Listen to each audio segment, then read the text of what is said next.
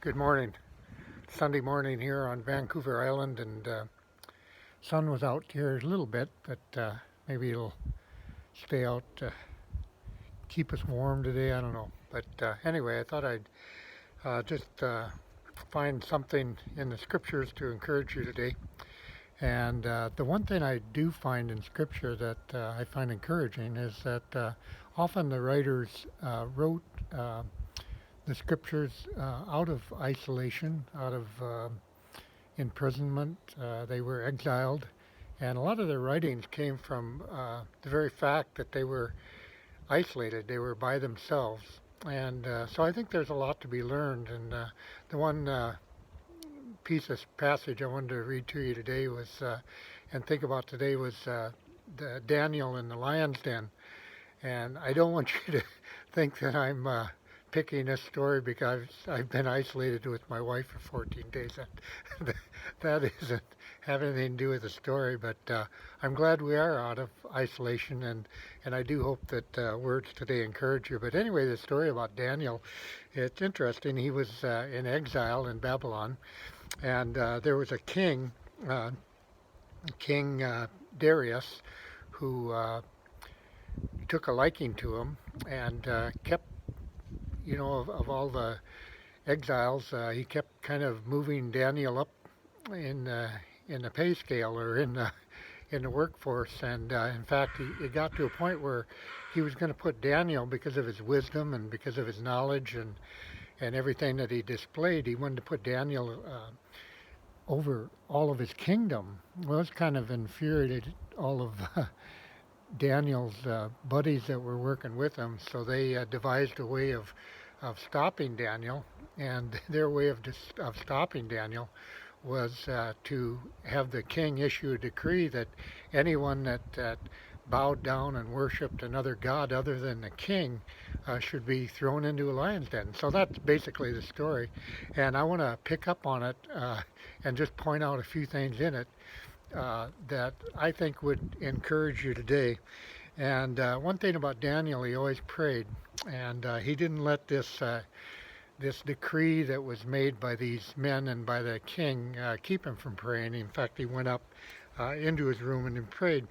So the story starts here, and I'll begin to read it. Oh, I want to encourage you to, if you want to read the whole story, just go to Google and just Google Daniel 6 and put in NLT, that's New Living Testament. It's just a version that's easier to understand, but you might find it interesting because I think there's a lot that goes on in this story that applies to us today in the circumstances that we're in. But now when Daniel learned that the decree had been published, he went home to his upstairs room where the windows opened towards Jerusalem, and 3 times a day got down on his knees and he prayed, giving thanks to God, just as he has always done before. Then these men went as a group and found Daniel praying and asking God for help.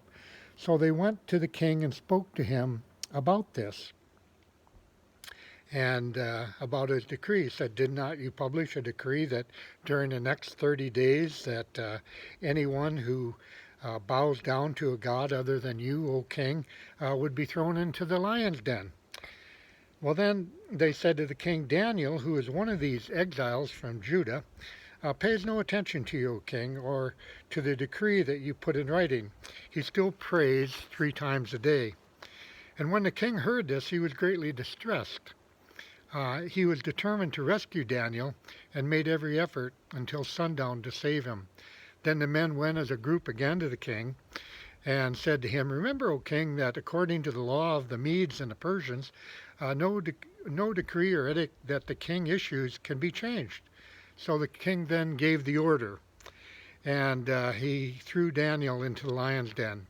And then the king said to Daniel, this is interesting, "May your God, whom you serve, continually rescue you."